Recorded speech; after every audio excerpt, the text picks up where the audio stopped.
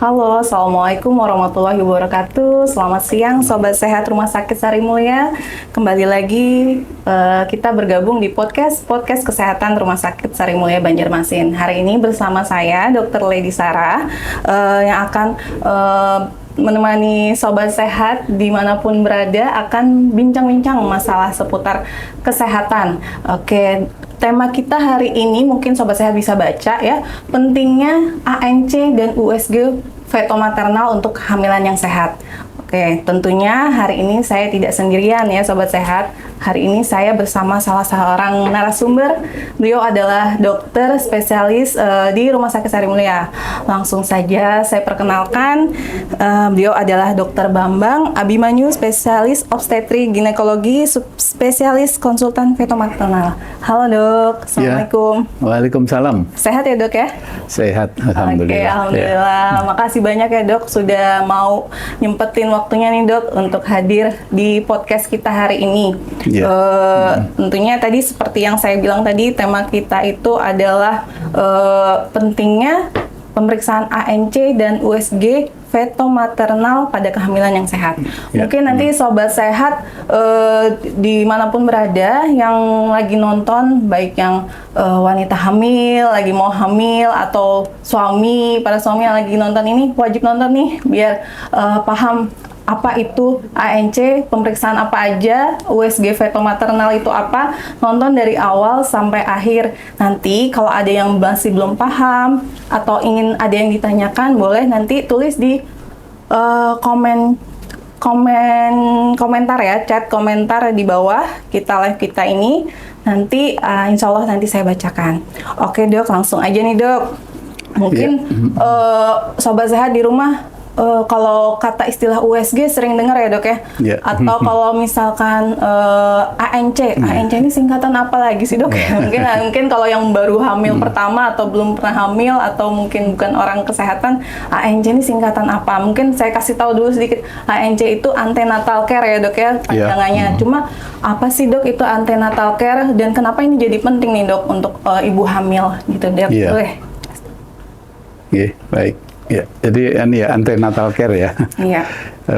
Ya kalau bahasa awamnya mungkin periksa kehamilan ya, periksa kehamilan. Jadi sebetulnya pelayanan kesehatan yang dilakukan oleh profesional. Jadi periksa hamil itu enggak yang bagus ya oleh orang yang berwenang gitu ya, profesional. Oleh dokter kandungan, bidan ya, bidan. Ya tujuannya untuk memantau kesehatan ibu, tidak hanya ibu tapi bayinya juga yang di dalam kandungan ya. Jadi itu ya, saya yakin kalau di masyarakat sudah sering nggak ya, kalau hamil ya periksa hamil gitu ya, selama ini di puskesmas. Oke, jadi kata-katanya itu periksa hamil, tapi kalau bahasa medisnya itu ANC gitu ya dok ya? ANC, jadi itu makanya Sobat Sehat, ANC itu pemeriksaan kehamilan, bisa oleh tenaga profesional, bisa bidan, boleh ya dok ya? Atau langsung ke dokter spesialis kandungan gitu. Oke, jadi memang ini penting ya dok ya untuk kita pemeriksaan kehamilan itu ya, untuk ibu hamil itu memang harus penting dilakukan gitu ya. Memang baiknya itu kapan ya dok? Seorang ibu misalkan tahu hamil, itu kapan kita mulai lakukan ANC ini dok? Seperti itu. Waktunya ya? Iya, kapan? Mulai usia hamil berapa gitu? Atau pas baru tahu hamil langsung periksa kah dok? Atau bagaimana? Bagus, jadi kehamilan itu kan tidak sebentar, jadi 9 bulan ya, 9 bulan. Dan ya syukur-syukur seorang ibu tahu segera dia setelah hamil ya. Jadi yang bagus sesegera mungkin, ya, sesegera mungkin. Begitu terlambat haid, tesnya positif, langsung periksa. Ya. Karena kalau periksa hamil yang diperiksa bukan hamilnya saja ya, perutnya yang besar gitu ya. Tapi walaupun masih belum kelihatan apa-apa, sudah bagus kalau diperiksa, diperiksa ibunya. Jadi kesiapan untuk hamil itu bagaimana ya gitu. Jadi sesegera mungkin. Harus segera mungkin. Jadi memang penting. Jadi begitu misalkan sobat sehat, ibu hamil di sana memang merencanakan hamil dan tahu hamil, baiknya memang langsung periksa ke tenaga kesehatan ya dok ya, boleh ke dokter spesialis gitu. Oke, seberapa sering sih dok boleh kita kontrol selama kehamilan itu dok? Ini sebetulnya ya, kalau di awam kadang-kadang sebulan sekali gitu ya. Iya, Tapi kalau 9 bulan ya bisa 9-10 kali, jadi terlalu sering ya. Terlalu sering ya dok ya, Inggi. Ya kalau dulu pemerintah kan kita ada ya K1, 2 gitu ya, 4 kali ya. Dan sekarang sudah 6 kali gitu ya, 6 kali. 6 kali. Sebaiknya 6 kali. Jadi 1 kali di 3 bulan pertama trimester 1 ya. 1 kali di trimester 2 ya, di tengah-tengah, dan lebih sering di akhir ya, di akhir-akhir setelah 8 bulan ke atas, harapannya lebih sering kalau ada masalah ya. Lebih sering malah kalau sudah trimester 3 ya dok ya. Sekarang sih ada berkembang, banyak diusulkan malah yang lebih sering trimester 1. Gitu dok. Tapi masih belum karena di trimester 1 di awal-awal kami itu seharusnya lebih banyak diperiksa, karena itu ada risiko-risiko komplikasi baik ibu mau bayi yang bisa dideteksi sejak awal ya. Harapannya begitu sekarang, jadi sejak awal sudah tahu ada risikonya ya. Jadi dari awal baiknya memang langsung periksakan ya dok ya. Cuma memang dari ini trimester 1 kali ya dok ya, trimester kedua 2 kali, trimester ketiga itu 3 kali gitu. Tapi makin sering maksudnya itu tidak apa-apa ya dok ya kalau kita lakukan pemeriksaan ANC itu? Iya, nggak apa-apa. Ya justru ya itu apa ya, bukan sesuatu patokan yang pasti. Jadi kalau memang ada masalah perlu periksa lebih sering, biasanya dianjurkan nanti ibu ya, yang harusnya sebulan 2 bulan lagi ya seminggu atau 2 minggu kontrol ya, nanti tergantung petugas kesehatan yang memeriksa ya. Baik dok, boleh nggak dok jelasin dok sebenarnya kalau ANC atau pemeriksaan hamil itu yang diperiksa apa aja sih dok? Maksudnya untuk seorang ibu hamil itu yang diperiksa apa aja? Apakah kan biasanya kalau orang periksa ke dokter kandungan itu USG, pasti mikirnya USG. Apakah hanya USG aja dok atau ada pemeriksaan lain dok yang diperiksa pada saat ANC itu? Ya sebetulnya kalau di puskesmas ada yang namanya dulu berapa 3T, sekarang jadi 10T gitu ya. Jadi banyak pemeriksaan-pemeriksaan yang sederhana yang justru penting. Berat badannya berapa, tekanan darah ya. Jadi pemeriksaan kesehatan secara umum. Ya tinggi badan pun kan penting ya. Oh ini ibunya nanti bisa lahir atau enggak gitu. Ya, dan dengan pemeriksaan-pemeriksaan yang sederhana bisa ditentukan apa itu nanti kehamilannya bisa berjalan baik, proses persalinannya bisa lancar atau tidak gitu. Ya, periksa laboratorium. Gitu juga kemudian ya. Dan sekarang sudah ada dan yang paling penting sebetulnya ANC itu nggak hanya periksa seperti itu ya. Yang penting ini ya, bertemu dengan bidan, dokter spesialis, ini ketemu apa masalahnya. Kalau ada masalah nanti direncanakan apa rencananya gitu. Jadi wawancara, konseling sekali ya. Jadi benar-benar tahu nih apa nih rencana yang akan dilakukan untuk proses nanti persalinannya ya dok ya. Apa ada masalah yang ditemukan pada saat ANC itu bisa langsung diatasi permasalahannya seperti itu ya dok ya. Maksudnya biar kita bisa ini misalkan ternyata pas pemeriksaan ANC tensinya tinggi ya dok ya. Jadi nanti bisa diobatin dulu seperti itu. Jadi memang penting sekali ANC ini. Oke dok. Nah di ANC ini tentunya pasti pada saat kontrol apalagi ke dokter spesialis ya dok itu pasti dilakukan USG ya dok ya. Nah itu ini kan sesuai tema kita ini USG feto maternal. Nah itu apa bedanya sih dok sama USG yang biasa sama dokter mungkin atau mungkin di bidan juga kadang nggak bisa USG ya dok ya. Nah bedanya itu apa dok USG yang biasa dilakukan dengan tema kita nih yang seperti katakan nih USG feto maternal. Feto maternal itu mungkin boleh jelasin dulu dok apa dok? Ya baik, jadi sekarang sudah ada alat yang cukup yang sangat bermanfaat di bidang kebidanan, yaitu USG. Dan syukurnya alatnya sudah makin banyak, tersedia di semua tempat puskesmas sudah ada, dan bisa dilakukan oleh teman-teman di fasilitas kesehatan primer. Iya. Dan ada ini istilah veto maternal ya.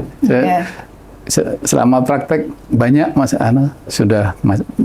pasien yang datang itu sudah datang ke kita, "Dok, saya pengen USG veto maternal." Oh, dia tahu ya Dok ya, mau langsung USG bilang veto ya Dok. maternal ya.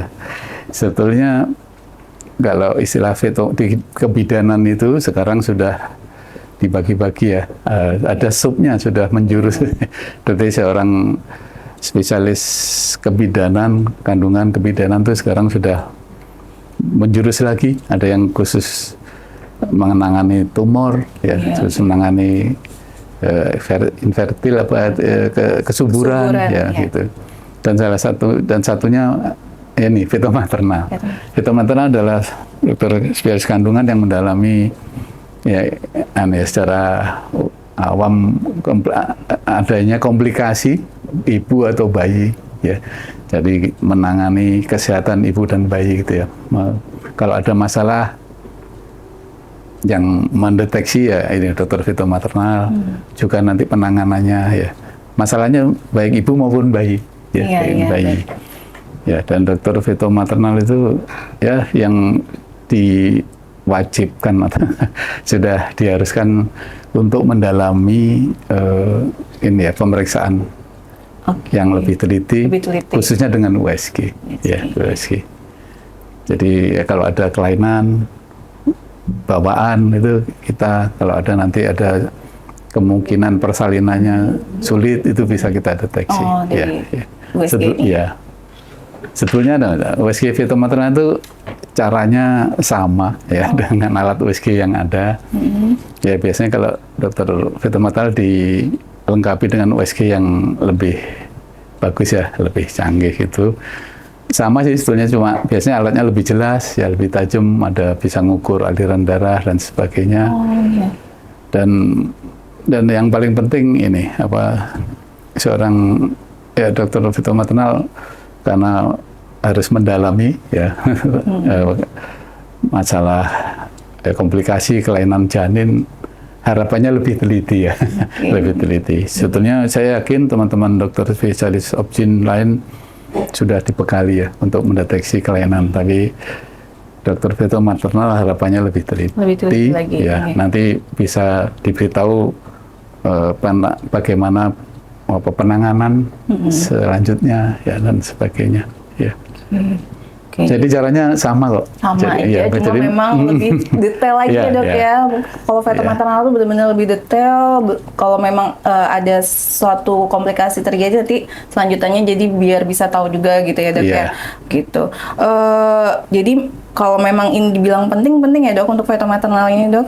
Iya. Jadi emang ini itu sebetulnya kehamilan kan mungkin 80%, 90% normal ya. Iya. Nanti teman-teman yang di mungkin bidan, dokter umum di puskesmas, dokter spesialis di kabupaten, kalau di Kalsel ya, kalau beliau-beliau itu merasa ada sesuatu dan pengen memastikan, biasanya dikirim ke dokter veto maternal.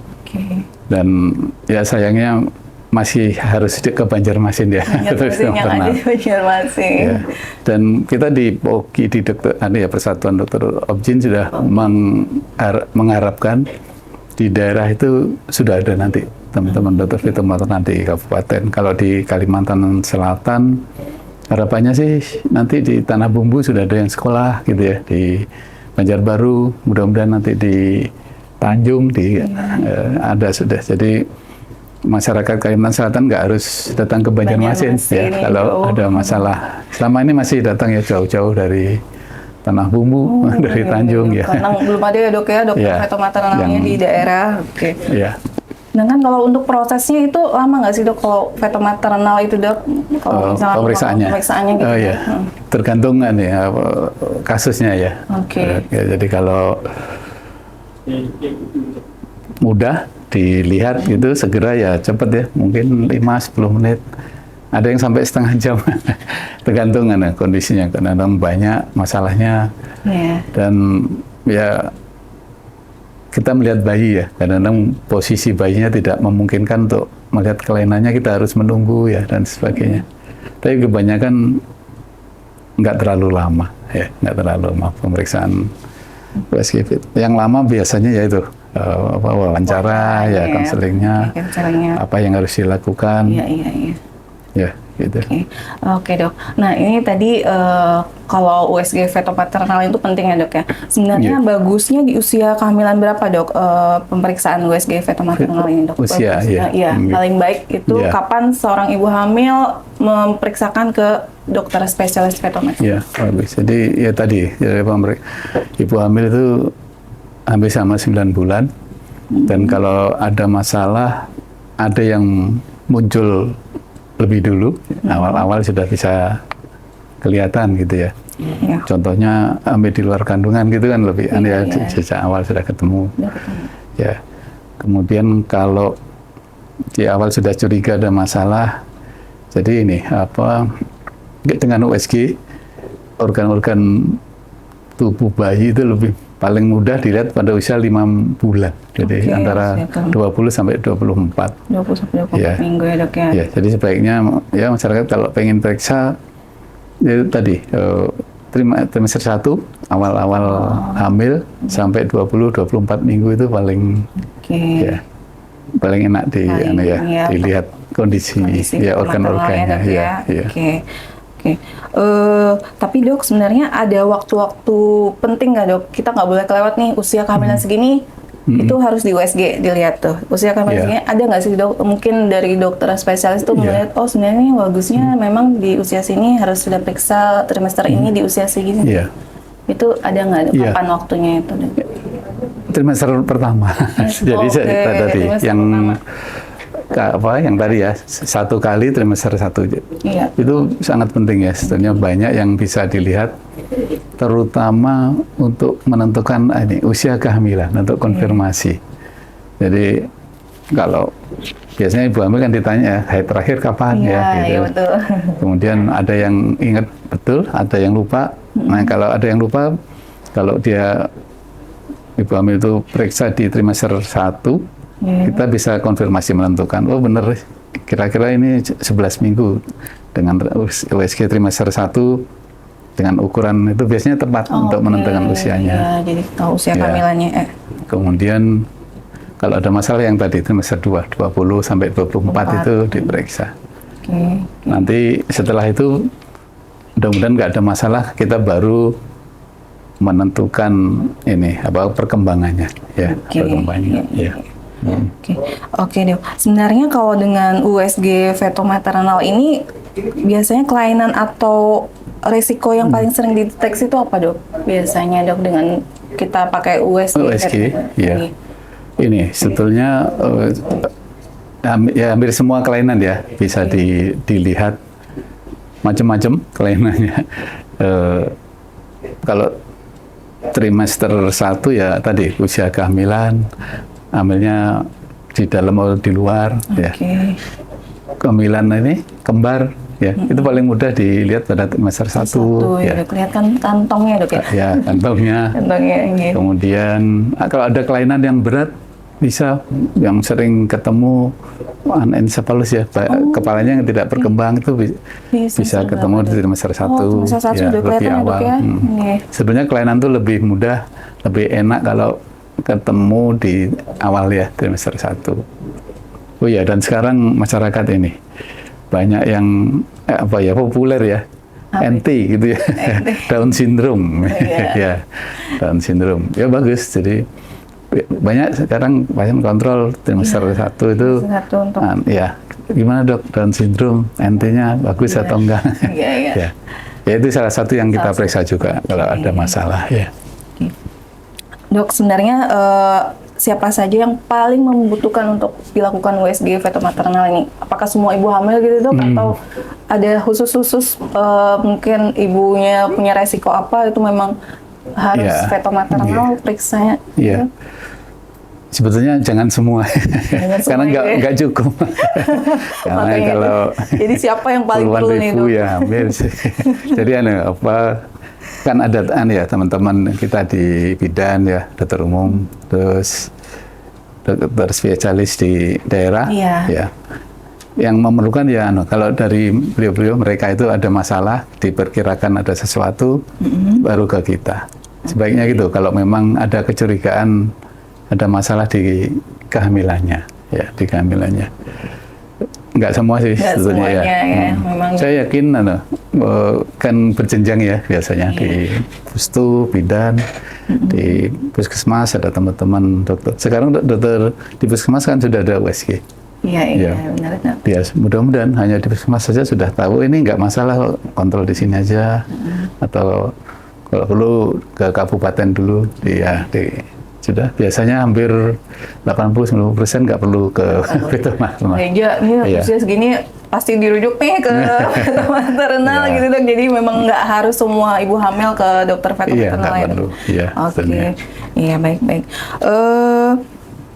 Sebenarnya dok, gimana sih dok dari ANC serta USG Fetomaternal ini bisa membantu mencegah komplikasi pada saat kehamilan tuh bagaimana? Apakah memang ada sebuah unsur atau apa ya dok? Maksudnya gimana caranya akhirnya si USG serta ANC ini akhirnya bisa mencegah itu dok? Iya, sebetulnya salah satu manfaat ANC itu untuk deteksi dini, jadi untuk memantau kesehatan ibu dan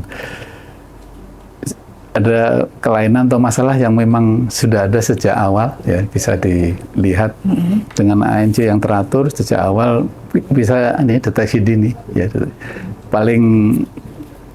Contoh yang paling penting, mudah dan sering adalah kalau tensinya ya tekanan darah ya gitu ya. Kalau ketemunya sejak awal, ibunya sebelum hamil sudah hipertensi, sudah. Jadi dengan ANC yang teratur, kita bisa pantau sejak awal. Ya, sebetulnya ANC itu periksa hamil, tugas kita hanya kalau analoginya kita melihat aja ibu hamil, kita contoh dari belakang aja, ibunya jalan lurus, ya sudah 89% akan normal, lahir normal, bagus gitu. Iya. Kalau dengan antenatal care periksa hamil, kita akan tahu ibu ini jalannya nggak lurus lagi nih. Kita miring harus dilurusin. Tensinya kok tinggi terus bu, sudah nggak perlu diteruskan lagi kehamilannya. Tensinya sudah 200 gitu ya. Lahirkan aja walaupun masih 8 bulan gitu. Itu gunanya. Jadi bisa mencegah ya komplikasi yang akan terjadi ya dok. Dari misalnya kita udah tahu nih, ternyata misalkan ibunya hipertensi atau diabetes juga ya dok ya berpengaruh. Jadi makanya dengan antenatal ini, dengan kita udah periksa dari awal, udah tahu nih ternyata nih nggak lurus nih bakal jalannya. Jadi mungkin nanti sama dokter akan dilakukan terapi dulu ya dok, mungkin gulanya jangan sampai terlalu tinggi atau misalkan tensinya juga misalnya masih di awal-awal ya dok ya diobatin dulu ya pasiennya Oke. Gini dok, apakah dengan kita USG ini kita bisa tahu dok janin itu sehat? Gimana sih dok kita biar tahu nih, mungkin biasanya ya kalau kita ke dokter spesialis, bagus bu gitu. Tapi mungkin boleh jelasin nggak dok, kita ini sama Sobat Sehat, janin sehat itu seperti apa dengan dilihat dari USG itu dok? Iya, jadi kita memantau kehamilan itu yaitu tadi selama 9 bulan dan bayi bisa ketemu kelainan sejak awal atau mungkin awal bagus ya, dia kan dinamis dari sejak bagus, nanti di tengah ini kok besarnya nggak sesuai umurnya ya gitu. Begitu dekat 9 bulan, air ketubannya sudah mulai berkurang gitu ya. Jadi memang ini harus dipantau tadi secara terus-menerus berkala terus-menerus. Kebanyakan begitu, jarang ketemu sekali langsung, ini ya ada sih yang, ini ada kelainan yang berat, sudah enak ya menangani. Tapi kalau kadang-kadang di awal bagus, ya di tengah jalan, ini harus cepat dilahirkan gitu. Jadi dengan USG ya kalau kita sudah diajari gitu ya, bayi yang sehat seperti ini gitu ya. Ya kita dengan USG enak kok bisa melihat perkembangannya, ada dengan mengukur semuanya kita bisa tahu bayinya berkembang dengan baik. Oke, kelihatan Air ya, Dok, ketubannya, plasentanya gitu ya. Jadi dengan pemeriksaan ibu-ibu yang teratur, kita bisa menentukan ini bayinya akan sehat sampai lahir atau harus dilahirkan tengah jalan kan ada masalah ya gitu. Iya. Kelihatan ya, Dok, Ya, atau ini kadang ketemu kelainan yang sangat berat ya, yang kita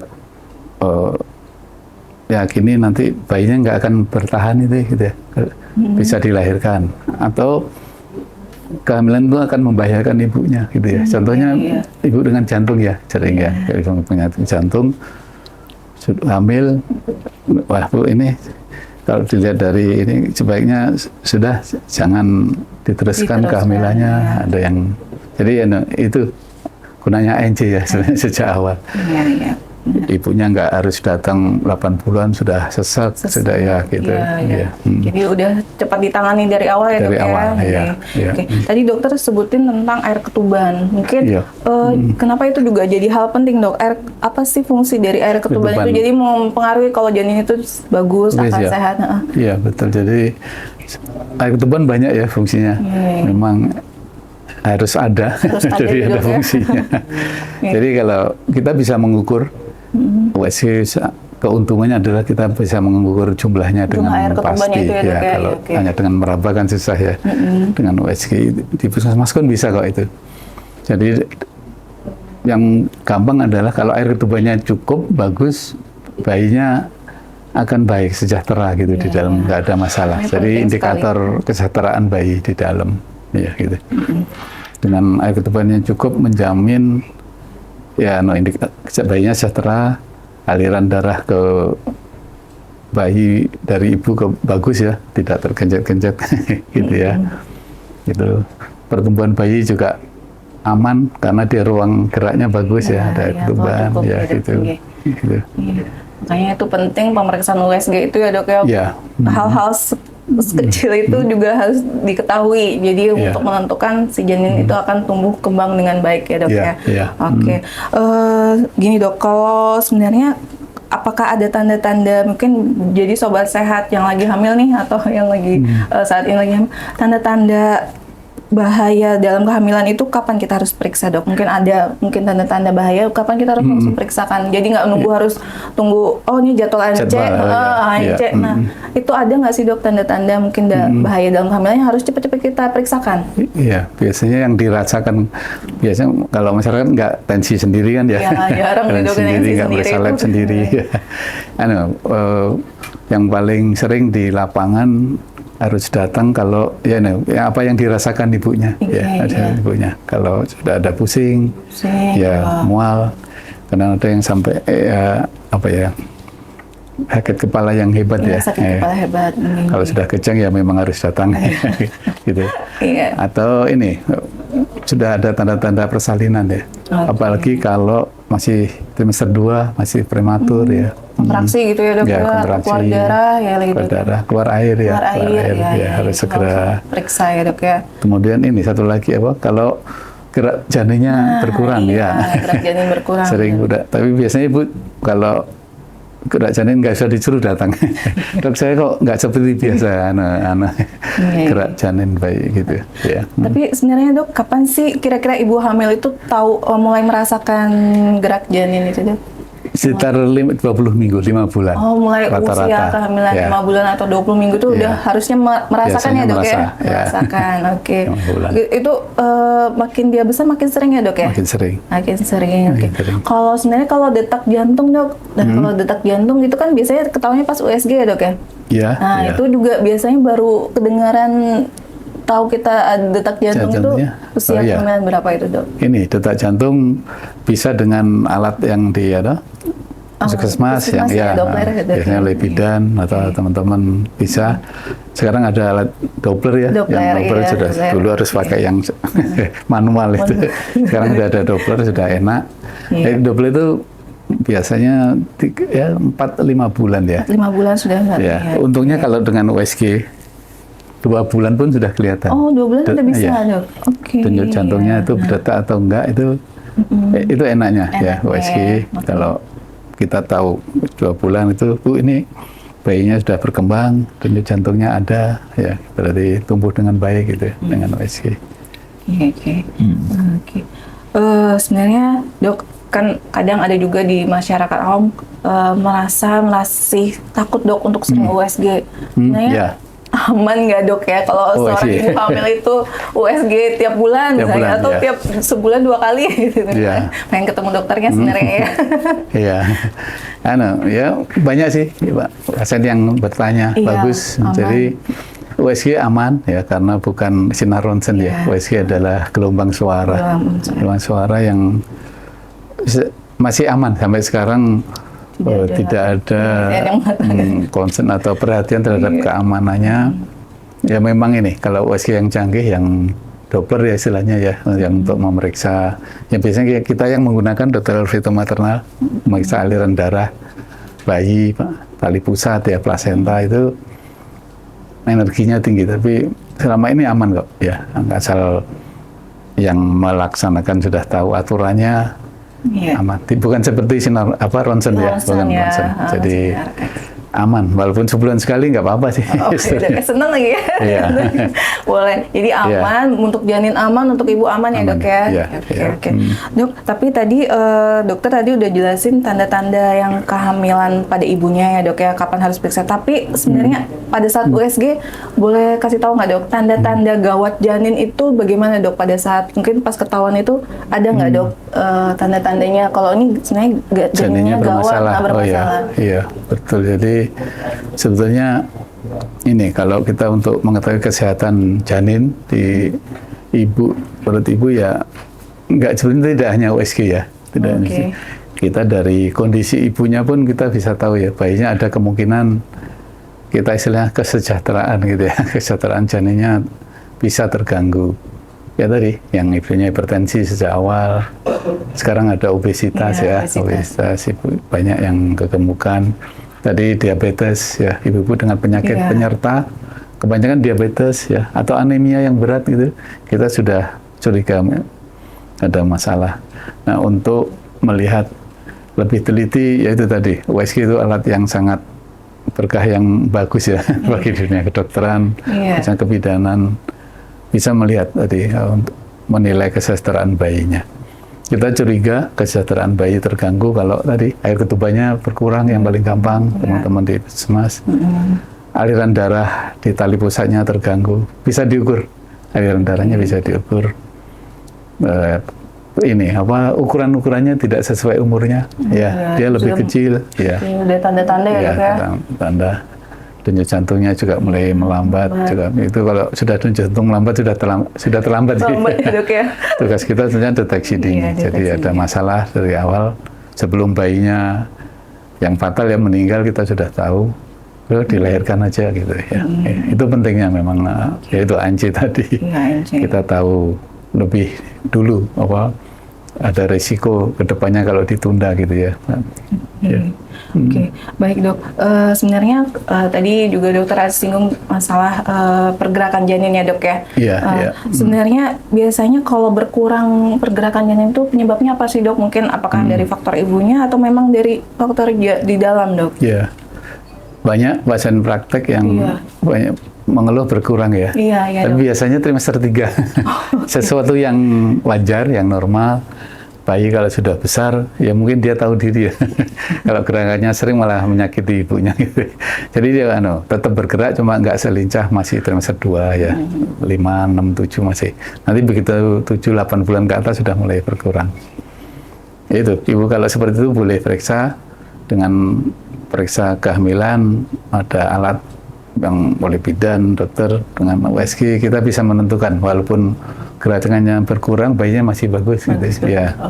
Biasanya karena faktor makin gede itu ya, dok. Jadi ruang lingkup dia juga berkurang, jadi makanya kadang bisa jadi berkurang gitu ya dok ya. Makanya tapi kalau memang ini diperiksakan ya dok ya. Memang ada tanda ada masalah kalau gerakannya berkurang ya. Apalagi kalau masih semester 2, ibunya ada masalah hipertensi ya. Memang itu. Untungnya ibu-ibu itu merasa kok ya, gerakan bayi saya kok nggak seperti biasanya, biasanya begitu. Dia biasanya cepat periksa. Dok, sebenarnya dengan USG ini kadang memang tidak hanya untuk jenis kelamin aja ya dok ya. Oh, iya. Biasanya Iya. sobat sehat atau orang-orang itu mikirnya USG itu hanya untuk tahu jenis kelamin. Iya. Nah, jadi sebenarnya boleh jelasin ya dok, selain jenis kelamin ini apa aja sih yang biasanya dokter spesialis nih atau dokter kandungan Iya. dilihat gitu dok? Iya, bagus. Jadi ya nggak apa. Mungkin bagi ibu-ibu yang penting kelaminnya. Dia senang. Karena dia yakin bayinya baik-baik saja gitu ya. Tapi kita sebagai dokter memeriksanya ya semuanya. Biasanya yang paling awal ukurannya masih sesuai nggak dengan usianya. Ya, dia kan nggak langsung 3 kilo kan. Jadi pelan-pelan naik ya itu pada usia 8 bulan sekian, nanti kita ukur semua, tadi air ketuban, aliran darah, tanda pusat, letak plasentanya bagaimana untuk menentukan bisa lahir normal atau tidak gitu ya. Posisinya ya, posisi itu sangat mudah ditentukan dengan USG ini ya. Jadi nggak hanya jenis kelamin. Oh ya, dan sekarang ini apa 3 dimensi ya, mungkin ya. 3 dimensi dok lagi. 3 dimensi. Sebetulnya ini perlu dijelaskan. Sebetulnya penemuan yang sangat bermanfaat ya. Tapi di klinis sebetulnya kelainan bayi itu hampir semua, hampir 100%, 90% bisa ditemukan hanya dengan 2 dimensi ya. Sebetulnya cukup ya dok ya sebenarnya ya. 3 dimensi itu kalau di klinis di dokteran untuk menentukan permukaan ya. Paling mudah itu kalau kita curiga ada bibir sumbing, bibir sumbing itu kalau pas bayinya kelihatan bisa memastikan ini kadang masyarakat awam belum sumbing yang mana dok ya. Kalau kita cuma ada celah aja ya, tapi kalau dengan 3 dimensi tahu ya kelihatan. Itu 3 dimensi. Sebetulnya ya ada pentingnya juga ya kalau di klinis sehari-hari sebetulnya dengan bapak ibunya dengan melihat wajah bayinya itu kan sesuatu yang membahagiakan ya. Iya. Walaupun kita kadang-kadang dikritik ya, USG 3 dimensi hanya untuk entertain atau enggak. Kalau saya enggak setuju karena dengan mereka melihat itu kan sesuatu yang bagus ya. Ya ada bonding antara ibu anaknya. Ya itu, kadang-kadang ibu itu datang hanya untuk melihat wajahnya ya dok ya, kelihatan dengan 3 dimensi. Oke. Mungkin itu dulu saya dok ya. Mungkin dari tadi saya lihat nih ada beberapa pertanyaan nih dok dari sobat sehat semua nih. Ada beberapa pertanyaan akan saya bacain satu persatu nih dok. Lumayan nih dok, ada banyak. Oke, yang pertama ini dari atas nama Yasir Fujaya. Dok, izin bertanya, ini di luar tema katanya dok. Maaf dulu. IUD yang tidak dilepas melebihi batas waktu, efeknya apa ya dok? Misalkan harusnya 3 tahun, namun sudah 4 tahun belum dilepas karena takut sakit. Itu ada efeknya nggak dok? Iya. IUD ya. Sebetulnya IUD memang ada umurnya. Iya, umurnya. Sekarang kan ada tembaga ya itu. Tapi sebetulnya IUD sekarang sudah bisa sampai 10 tahun. 10 tahun tergantung jenisnya. 5 atau 10 ya gitu. Jadi ya itu, kalau teorinya kalau memang sudah waktunya dilepas nggak dilepas, efektivitas terganggu ya, terganggu. Tapi selama ini di klinis yang membuat ibu yang memakai IUD gagal itu sering karena posisinya. Posisi IUD yang turun ya atau jadi makanya harus dikontrol. Ya, jadi kalau turun nggak tahuan ibunya hamil. Iya, malah jadi hamil ya dok ya. Tapi kalau membahayakan kesehatan apa tidak istilahnya. Jadi lebih ya efektivitasnya mungkin terganggu kalau lama nggak dilepas. Karena sudah menurun ya dok, udah lama, harusnya cuma 5 tahun atau 10 tahun, ternyata lebih dipakainya kan pasti akan berkurang ya dok ya. Atau ini jangan terlalu lama juga. Kadang-kadang menyulitkan untuk mencabut. Susah dari dokternya nyabut. Contoh kasus yang ekstrim ini, ada pasien yang sudah menopause ya, yang sudah ada pasien yang 60 tahun lebih yang mungkin hampir 70 ya. Belum Ya nggak dilepas, akhirnya ya nggak bisa karena sudah mengecil ya rahimnya. Nempel Jadi lewat bawah nggak bisa, karena pengen dilepas akhirnya ya harus operasi kecilnya. Ya nggak ada kasus yang seperti itu. Oke, makanya kalau bisa sesuai usia pemakaiannya ya dok ya. Ya, sebaiknya nanti diganti yang baru. Ganti yang baru, oke. Nggak terlalu mahal juga. Iya, oke. Mudah-mudahan sudah terjawab ya untuk tadi penanya. Saya lanjut ke pertanyaan berikutnya dok dari Putih Syam. Mau tanya dokter, ibu hamil bolehkah disuntik vitamin dan diberikan obat lambung? Kalau boleh, apa itu obatnya dok? Misalkan dia ini mungkin vitamin apa yang boleh sama ibu hamil? Jadi sebetulnya obat-obat yang wajar ya, yang dipakai sehari-hari itu sebenarnya sampai sekarang tidak terbukti sangat merugikan ibu maupun bayinya ya. Contoh yang paling sering obat flu ya, obat mah itu yang paling sering ditanyakan karena sangat berhubungan dengan kehamilan. Hampir semuanya aman ya untuk ibu hamil. Obat asma ya sering ya. Justru saya bilang ya harus sedia, kalau asma nggak diobati malah bahaya gitu. Bayinya nanti malah jadi kalau ada masalah atau apa bisa sebenarnya aman untuk diminum. Untuk vitamin nggak usah suntik. Ya, kalau bisa obat minum yang lebih aman, obat minum ya, obat minum. Oke, baik, semoga terjawab ya. Mungkin ini saya lanjut lagi dok. Nih ada yang bilang dokter terbaik selama hamil kemarin. Wah, terima kasih untuk Ibu Raudatul Jannah bilang. Kayaknya ini melahirkan sama Pian dok. Oke, lanjut. Selanjutnya ini dari 0_sofa. Bagusnya periksa feto maternal di usia kandungan berapa dokter? Mungkin udah sih, cuma mungkin diulang. Mungkin ada yang bertanya dok. Sebenarnya kalau untuk melihat kelainan bayi, kelainan kan nggak hanya NT, Down syndrome ya, banyak. Itu tadi 5 bulan. 5 bulan usia kehamilan 5 bulan, 20-24 minggu itu tadi ya dok. Dan ditambah kalau bisa harusnya berjenjang ya, USG harus serial, jadi nggak hanya sekali sih. Paling tidak tadi trimester 1, terus sekitar 20 minggu. Ya, itu bagus. Oke, baik. Oke, makasih jawabannya dokter. Kemudian saya lanjut lagi nih dok. Ini dari Ratna Sempurna 3. Trimester 1 itu usia kehamilan berapa? Oh tadi mungkin udah dijawab ya dok ya. Usia kehamilan 3 bulan, 12 minggu ke bawah ya. 3 bulan pertama ya. 3 bulan pertama ya dok ya. Trimester 1 untuk pemeriksaan feto maternal itu ya. 13 minggu, di bawah 13 minggu ya dok ya? Iya, jadi sebetulnya kalau masih 2 bulan ke bawah, masih terlalu kecil ya. Tapi ya nggak apa-apa. Pokoknya begitu ini terlambat haid, tesnya positif, kalau bisa segera periksa. Karena walaupun masih 2 bulan ke bawah, ya itu banyak yang bisa ditemukan ya. Jangan-jangan ya ketemu hamil di luar kandungan ya gitu. Atau hamilnya kembar itu bisa lebih mudah diketahui kalau trimester 1, masih 2-3. Kadang-kadang kita kalau sudah 8-9 bulan, kembarnya bisa terlewat kalau tergesa-gesa. Apalagi kalau kembar 3. Kadang-kadang hanya ketemu 2, yang satu sekalinya ada lagi nggak kelihatan. Makanya kalau pas lagi usia masih kecil ya dok kan malah justru kelihatan itu lebih memudahkan ya dok ya. Iya. Sebetulnya ini kalau diagnosisnya kembar 2 keluar 3 nggak masalah sih. Tapi yang kalau salah, yang bermasalah ini kelihatannya kembar tapi lahirnya 1. Sedih. Ada yang seperti itu agak repot. Jelaskannya. Kayak harus berkala pemeriksaan rutin ya dok ya. Bagusnya dari yang usia kehamilan trimester pertama lanjut sampai akhirnya mau ke usia persalinan. Oke, mungkin lanjut lagi ya dok ya. Ini ada pertanyaan dari Gina Claudia. Dokter, kemarin saya sudah ada USG ke dokter feto maternal.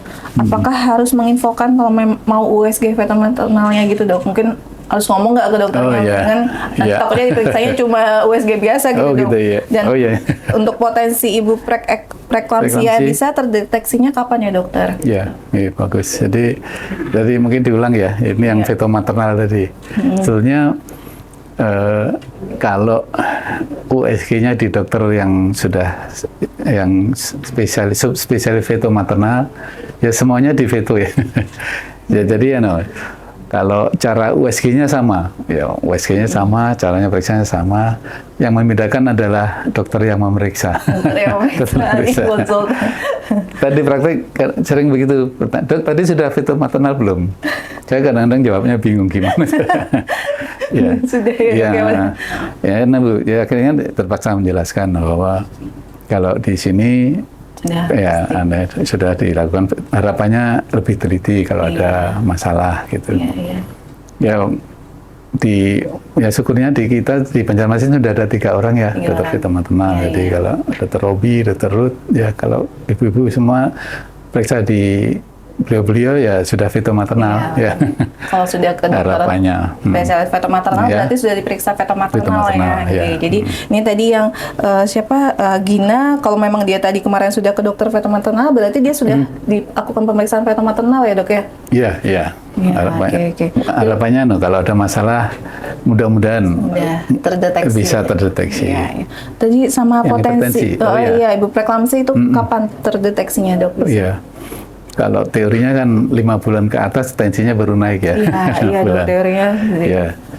Sekarang sudah kita mencoba kemungkinan preeklamsi itu lebih awal ya sebetulnya ini mudah saja kalau risiko tinggi preeklamsi ini aja kalau ibunya anak pertama ya terus obesitas usia terlalu muda atau terlalu tua ya 17 18 ke bawah 35 ke atas atau ini pernah hipertensi sebelumnya ya biasanya ibu tahu kok, wah anak saya yang pertama dia hipertensi atau malah saya kejang dok, masuk ICU, sudah enak.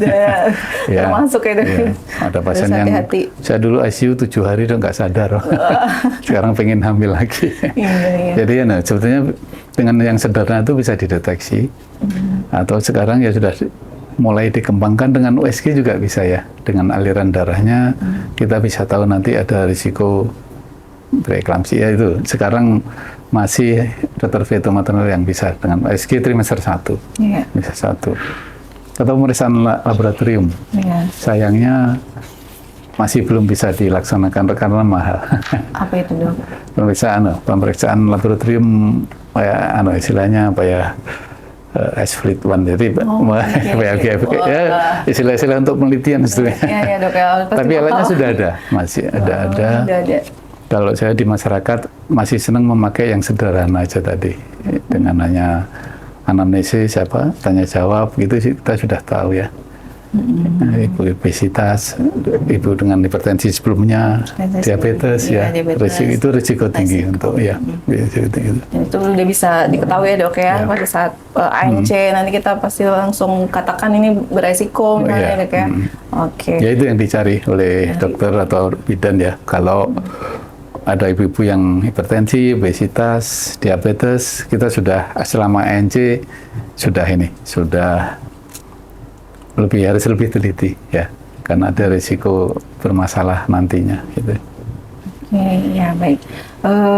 Ini tadi Gina Claudia juga nanya nih dok, ibu hamil boleh nggak sih dok vaksinasi influenza di luar? Oh ya boleh. Sekarang sudah dikembangkan juga ya.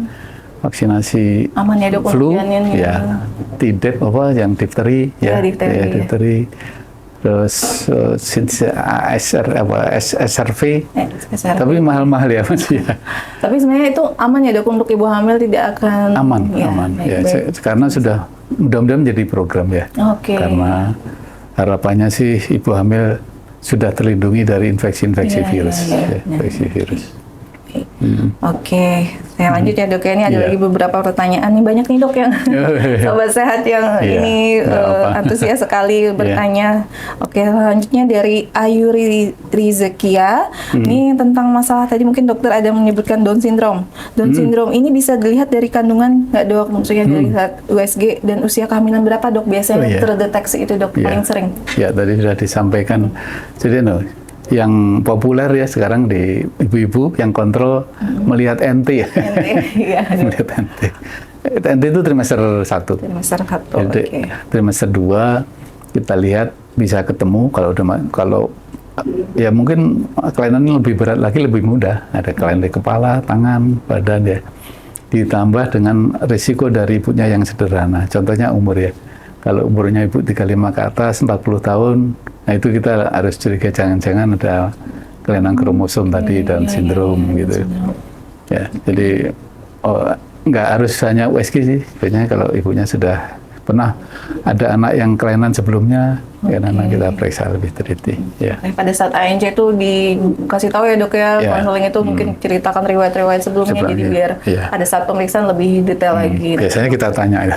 Iya, biasanya ditanya kan dok. Ya. Bisa trimester 1, bisa segera diketemukan. Ketahuan ya dok ya, Down syndrome. Mungkin sudah terjawab tadi ya, jelas sekali dokter Bambang menjelaskan. Lanjut lagi nih dok, dari Bele_Jessi. Ini sebenarnya tadi kayaknya dokter udah jawab, cek feto maternal wajib nggak dok? Trimester 2 minggu itu berapa? Maksudnya trimester 2 itu minggu keberapa dok? Bagusnya. Tadi ya. Mungkin tadi sudah jawab. Harapannya 20 ya, 20 minggu, 20 sampai 24 lah. Itu paling enak bagi kita untuk menilai bayinya. Ya, organ-organnya lebih mudah diperiksa. Jadi ya feto maternal kalau sempat bagus sekali ya.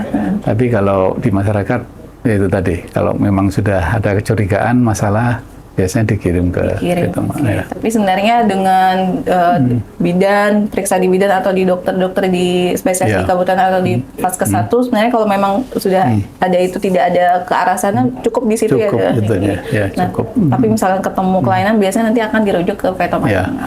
Gitu, Oke, lanjut lagi nih dok. Ada lagi pertanyaan dari ini tadi juga Yasir Fujaya. Dok, izin tanya, apakah ibu hamil boleh treatment tanam benang atau laser untuk perawatan dok? Obat yang digunakan biasanya lidocaine. Apakah apabila terdapat nyeri akan merangsang kontraksi dok? Nah, bagaimana itu dok? Mungkin enggak. Jelaskan itu. Sepertinya tidak ya. Jadi lidocaine tidak berpengaruh ke bayi, apalagi kalau cuma tanam itu kan di lokal ya, sebetulnya nggak masalah. Ya selama ini kehamilan tuh sudah dibuat aman, dibuat aman, kecuali kalau ada masalah yang berat yang sangat mempengaruhi bayinya. Ya terutama obat-obat tindakan yang ini obat-obat tumor ya, sitostatika ya, obat-obat yang berat. Itu baru yang ini. Biasanya obat-obat yang keras. Kalau untuk sehari-hari jarang kok ya. Tidak apa-apa ya dok? Ya jarang bermasalah. Jarang bermasalah. Ya sarannya ini aja sih, kalau ada tindakan sesuatu harus masuk obat ya konsul dulu. Konsultasikan dulu. Konsultasikan dulu. Oke, baik. Semoga sudah terjawab terjawab nih. Mungkin ini ada pertanyaan terakhir dok dari Sahada Aulia. Dok, izin tanya, plasenta berlubang atau bolong-bolong di trimester ketiga apakah berbahaya dok? Mungkin dia habis cek nih dok, terus dikatakan plasentanya berlubang nih dok. Apakah berbahaya dok di trimester ketiga? Trimester ketiga ya.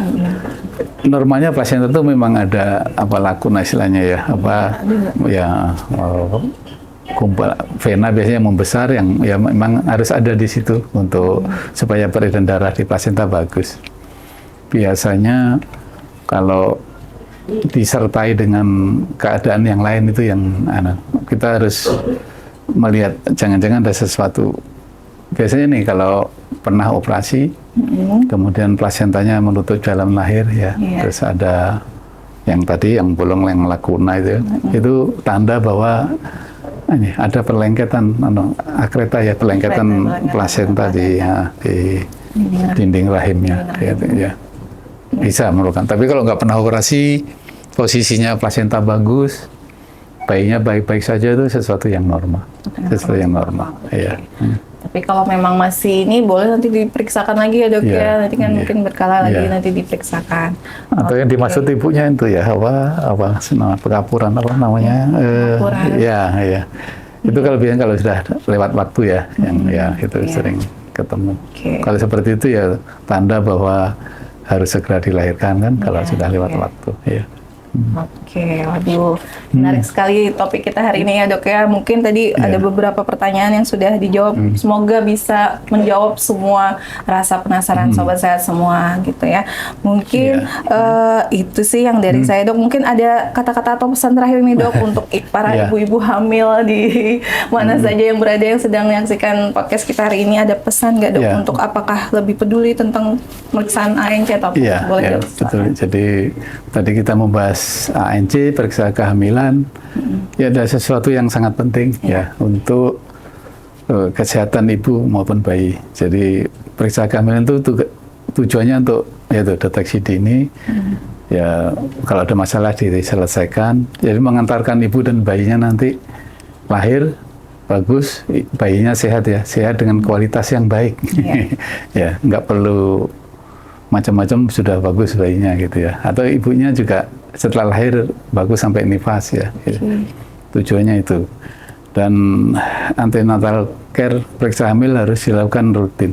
Rutin paling nggak 6 kali tadi di tempat yang sebenarnya ya, oleh bidan, puskesmas, dokter. Nanti berujuk ya berjenjang ke dokter di kabupaten, di dokter atau sampai ke feto maternal di rumah sakit Ulin, nggak apa-apa. Tujuannya itu tadi supaya bagus.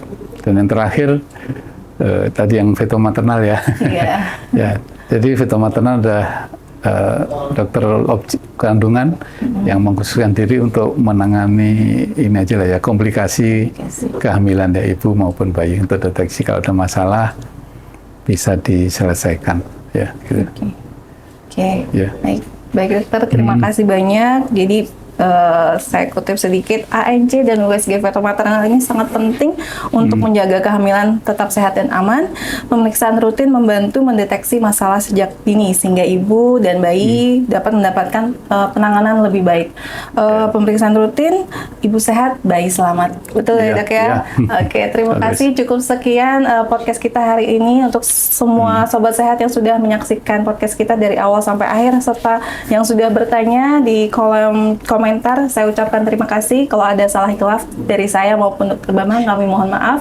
Ketemu lagi di lain kesempatan. Assalamualaikum warahmatullahi wabarakatuh. Waalaikumsalam warahmatullahi wabarakatuh.